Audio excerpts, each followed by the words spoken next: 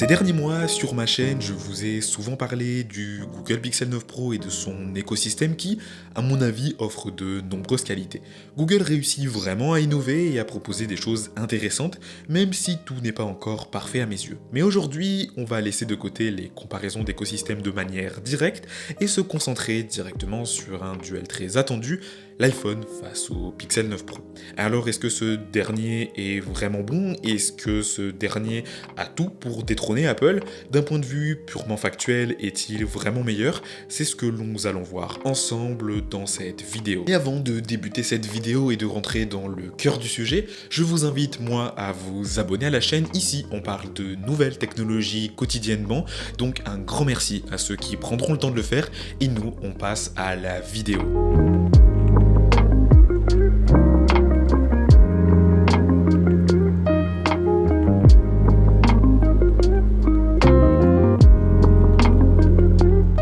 Le premier duel se fait via l'apparence et pour ça, Apple est fort, très fort même. Pendant longtemps, Google a eu du mal à définir son identité visuelle, enchaînant plusieurs tentatives infructueuses comme les Pixel 4 et Pixel 5 qui ont laissé certains utilisateurs dubitatifs.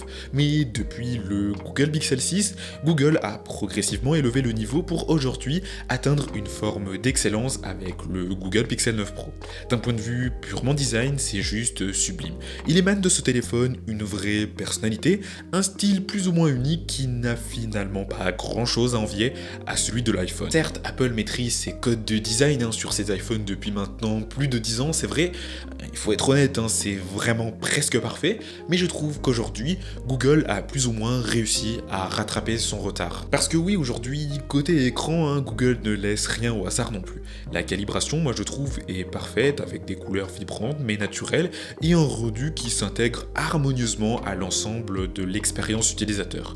Et ce que j'apprécie particulièrement, ce sont les capteurs photo à l'arrière. Ce petit design distinctif, presque iconique, on peut dire, est une signature subtile mais efficace. L'ensemble est soigné, sans excès, offrant un équilibre parfait entre innovation et simplicité. Dans ce duel de design, je trouve que au final, c'est vraiment une question de goût, une question de perception même, parce que ce soit du côté de chez Google ou Apple, je trouve que c'est vraiment très classe et surtout maîtrisé. Mais il y a aussi un autre duel qui est pour moi davantage intéressant, c'est celui de la philosophie derrière ces deux smartphones.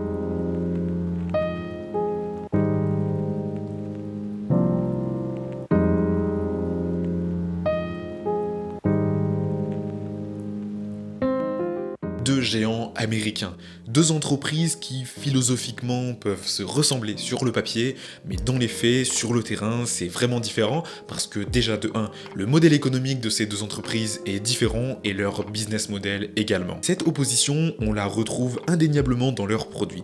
Google, c'est avant tout l'intelligence qui prime. Le géant de Mountain View est obsédé par l'innovation et l'intégration de technologies poussées. Son objectif est clair, rendre l'expérience utilisateur toujours plus fluide, toujours plus intelligente. Cela se traduit par une myriade de fonctionnalités logicielles, souvent invisibles à l'œil nu, qui optimisent la photo, la vidéo, la gestion de la batterie et même l'ensemble du système. C'est un travail de fond, une volonté d'intégrer des améliorations subtiles mais efficaces à chaque niveau de l'appareil. Mais il faut bien le dire, cette approche peut parfois se faire au détriment de la vie privée, avec des outils qui collectent et analysent davantage de données pour offrir justement cette expérience entre guillemets plus intelligente. Du côté de chez Apple, c'est clair et net que c'est différent. On a une approche qui est davantage pragmatique, qui clairement se repose sur quelque chose de beaucoup plus réfléchi, et donc forcément cela a des conséquences sur l'expérience utilisateur. Loin de se précipiter pour intégrer de nouvelles technologies, Apple préfère tester et affiner, prenant souvent son temps avant d'ajouter des fonctionnalités pour le meilleur et pour le pire. L'entreprise mise sur la fiabilité et la simplicité avec un produit qui fonctionne entre guillemets parfaitement dès le premier jour. Quand Apple intègre une fonctionnalité, elle est souvent arrivée après la concurrence, mais elle est parfaitement peaufinée et prête à être utilisée parfaitement. Cela conduit donc logiquement à des différences philosophiques profondes entre les deux visions de smartphone. L'iPhone par exemple reste dénué d'intelligence artificielle véritablement puissante, offrant un système qui fonctionne certes bien, mais qui manque d'une certaine dose de personnalisation et d'automatisation. A l'inverse, le Pixel regorge de fonctionnalités poussées par l'intelligence d'intelligence artificielle dont on n'a parfois même pas pleinement conscience au quotidien, tant elles sont subtiles dans leur intégration. Donc oui, s'il faut en conclure quelque chose, c'est que le Google Pixel 9 Pro est un excellent appareil, mais au même titre que l'iPhone. Parce qu'en réalité, pour savoir qui peut détrôner l'autre, en fait, ça va résider vraiment dans vos préférences personnelles, et c'est le consommateur qui fera ce choix final.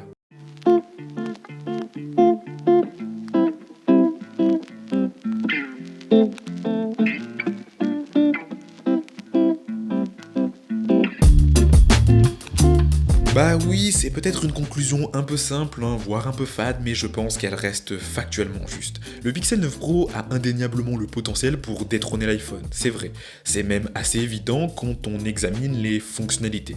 Cependant, si l'on regarde plus concrètement la manière dont les gens utilisent leur téléphone au quotidien, moi je suis convaincu que la véritable réponse réside dans les préférences personnelles et plus encore dans les habitudes et dans l'écosystème. Pour illustrer mes propos, je vais vous donner un exemple qui va être assez simple à comprendre. Imaginons que vous avez chez vous pas mal de produits Apple, un MacBook, un iPad ou même des enceintes comme des HomePod par exemple, et vous allez même pas vous poser la question de prendre un Pixel 9 Pro parce que cela va vous demander de changer l'ensemble de vos appareils chez vous. Vous devriez non seulement changer le smartphone, c'est vrai, mais aussi l'ensemble de vos équipements, et ça déjà, c'est un véritable frein à l'achat.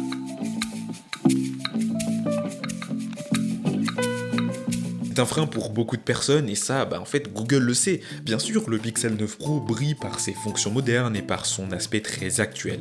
Il incarne parfaitement ce que doit être la technologie de demain, ou du moins ce que la technologie de demain pourrait nous offrir. Mais il ne faut pas sous-estimer l'énorme pouvoir d'un écosystème connecté, comme celui d'Apple, qui crée une expérience fluide et cohérente et influence profondément le choix des consommateurs. Au final, tout est une question de préférence personnelle. Choisissez le smartphone qui correspond le mieux à vos besoins, vos valeurs et vos attentes, même si, pour ma part, si je devrais trancher cette année, je dirais que le Pixel 9 Pro incarne peut-être davantage ce que devrait être un smartphone en 2025. Bref, cette vidéo amène pas mal de questions à se poser et c'est l'objectif, et pour cela je vous invite à en débattre en commentaire. Ce sera super cool, que chacun apporte un petit peu sa pierre à l'édifice de cette vidéo.